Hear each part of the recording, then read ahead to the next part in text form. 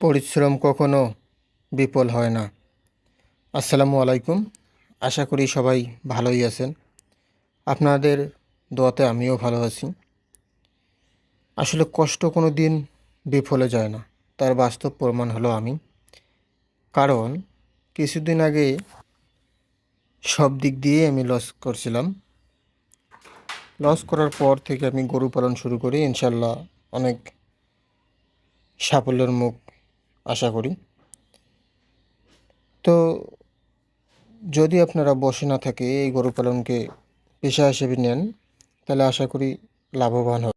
আপনারা শুরু থেকেই শেড তৈরি করতে চান, এই খড় কাটা মেশিন কিনতে চান, এসব করার আগেই আপনাকে গরু পালন করতে শুরু করতে হবে। একটি হলেও শুরু করবেন।